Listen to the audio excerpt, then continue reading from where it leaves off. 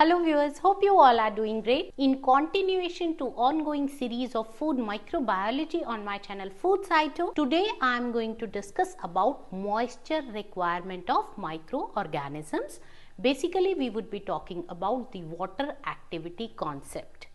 Let's begin. Microorganisms have an absolute demand of water without which they cannot grow. As represented here, the exact amount of water required by the microorganisms varies. Now let's move on to water activity. This water requirement of microbes is best expressed in terms of water activity. Water activity is defined as vapor pressure of the solution divided by the vapor pressure of the solvent. Now what is solution and what is solvent? As you can see that it is defined in terms of P and P naught, where P signifies most of the solutes in water in our food, whereas P naught refers to water. In addition to that, water activity can also be expressed in terms of relative humidity. As shown here, it is water activity is percent ERH. In other words, it is ERH divided by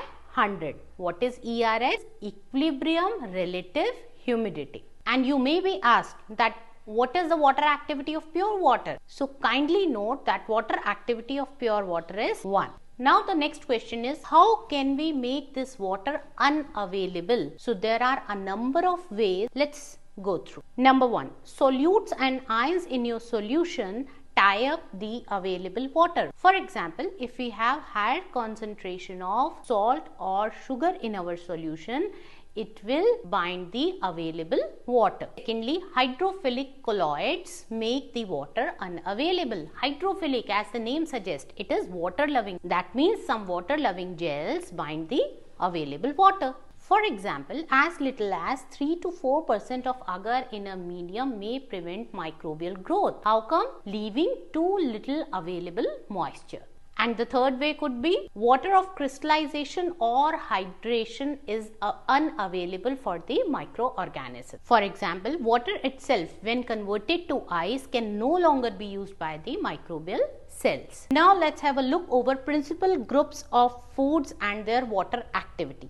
As represented here, fresh fruits and vegetables, fresh meat and fish, they are on the top of this table in terms of water activity, which is around 0.98 or above, which would be reduced to a range from 0.60 to 0.85 for dried foods, flours, cereals, etc. And this will further go down below 0.60 in some foods like chocolates, confectionery, chips, etc. As shown here, each microorganism has a minimal, maximal and an optimum water activity for growth. As the water activity is reduced below the optimal level, what will happen? There would be lengthening of lag phase. That means there would be decrease in rate of growth. Now let's have a look over the various factors affecting water activity requirement of the microbes. The kind of solute employed to reduce water activity affects the water activity requirement of the microbes.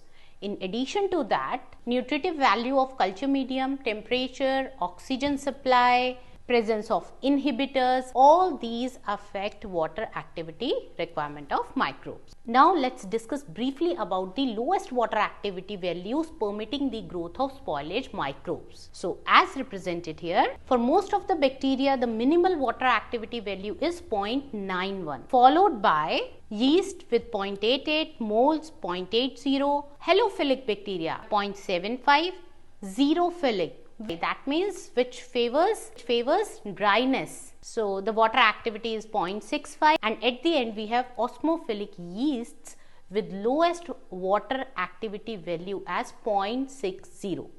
So that's all about the concept of water activity or the moisture requirement of the microbes. Stay tuned with FOODSCITO for more such concepts and learning in a simplified manner. और अगर आपको ये video पसंद आया हो तो please like, share and subscribe. Thank you.